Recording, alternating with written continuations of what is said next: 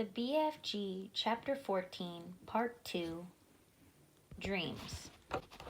Of course, the BFG said. I is giving her girl's dream to a boy. Even if it was a really wompsy girl's dream, the boy would be waking up and thinking what a rot-bunkling, gliss-bunkling old dream that was. Boys would, Sophie said. These here is all girls' dreams on this shelf, said the BFG. Can I read a boy's dream? You can, the BFG said, and he lifted her to a higher shelf. The label on the nearest boy's dream jar read as followed.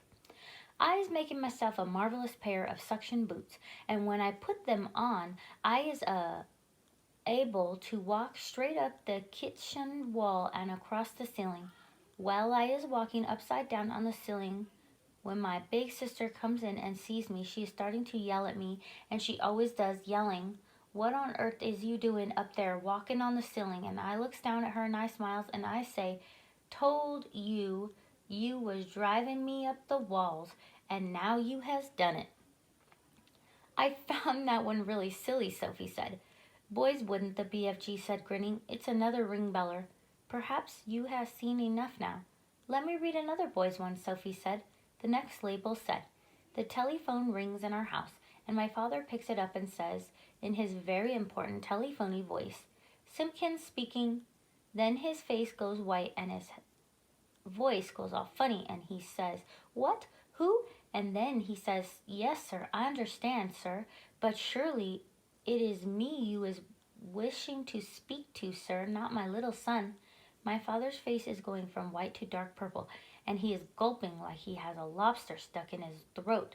And then at last he is saying to me, 'Yes, sir, very well, sir, I will get him, sir.'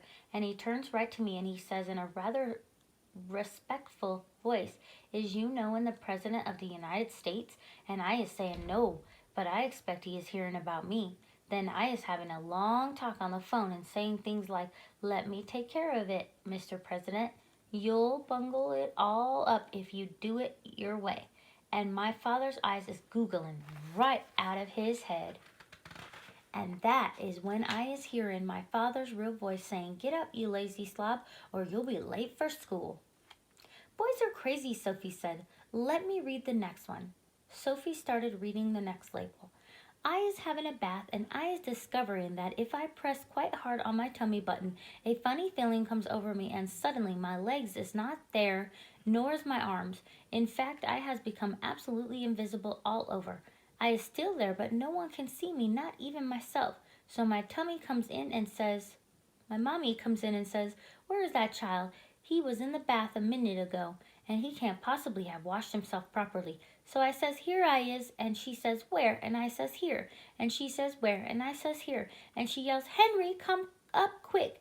And when my daddy rushes in, I was washing myself, and my daddy sees the soap floating around in the air, but of course he is not seeing me, and he is shouting, "Where are you, boy?" And I say, "Here." And he says, "Where?" And I say, "Here." And he says, "Where?" And I say, "Here." And he says, "The soap, boy, the soap. It's flying in the air." Then I press my tummy button again, and now it's visible.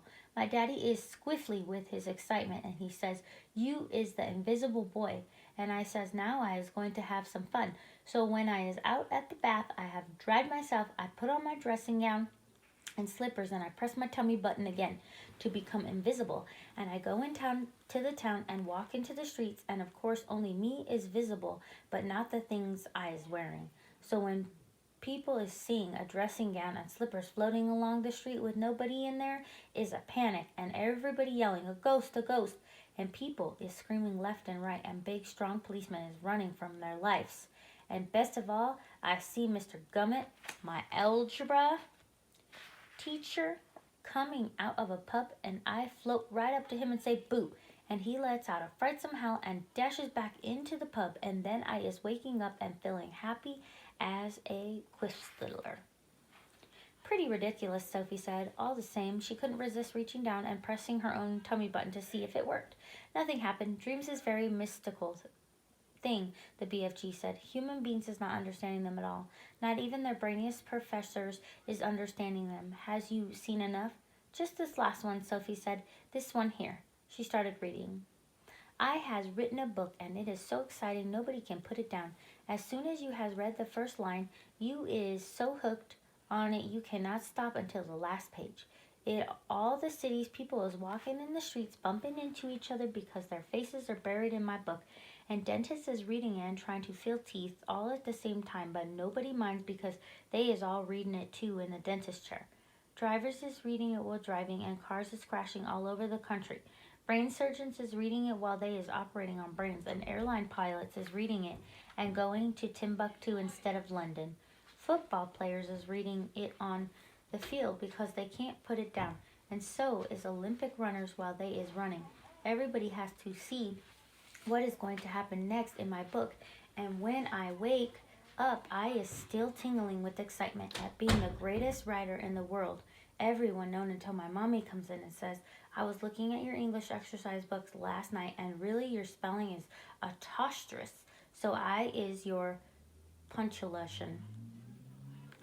That's enough for now, the BFG said. There is dillions more, but my arm is getting tired holding you up. What are all those over there, Sophie said. Why have they got such tiny labels? That, the BFG said, is because one day I is catching so many dreams, I is not having the time or energy to write out long labels. But there is enough to remind me. Can I look? Sophie said.